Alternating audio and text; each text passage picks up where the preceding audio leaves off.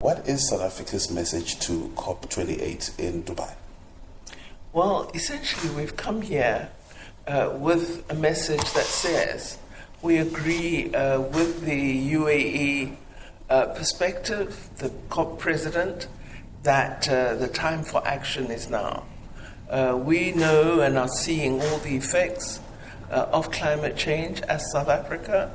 We have upped our ambition as presented at COP26 in Glasgow, and we've taken steps to address the responsibilities that accrue to us as an emitting nation, and have also provided very strong support to the Africa caucus positions, where we do believe greater attention must be given to how we provide support to developing countries to ensure that they're able to respond to the impact of climate change. So the perspective from South Africa is always to be to have strong emphasis on the need to recognize our common but differentiated responsibilities and ensure that we provide sufficient capacity to countries through development finance to ensure that they are able to respond to the urgent actions that are necessary if we are to reverse some of the trends that we see now.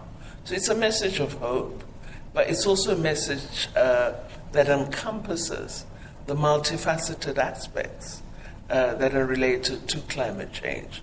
So our action in the sectors of agriculture, the impact on communities that have less livelihood and land are not supported sufficiently to work their land.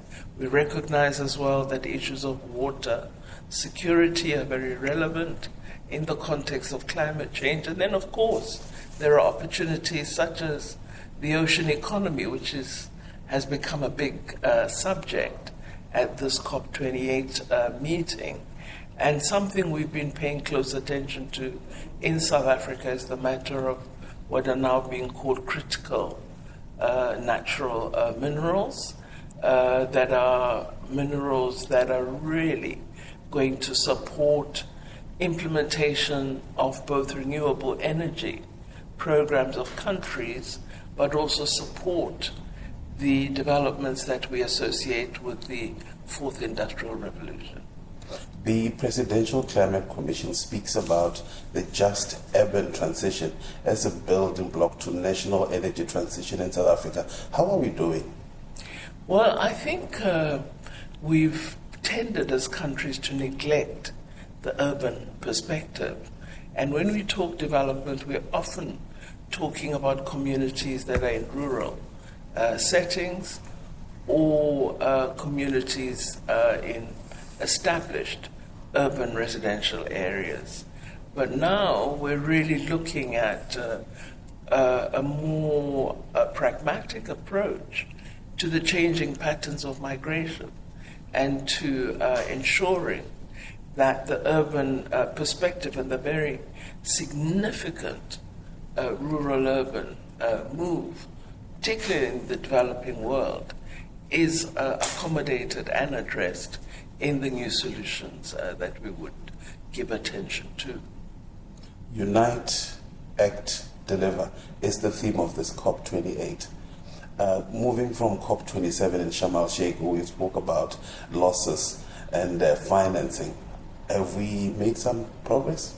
Well, we're hoping that there'll be concrete achievements with respect to the loss and damage fund that was agreed at COP27. I think on uniting and acting, South Africa has shown its intentions very clearly.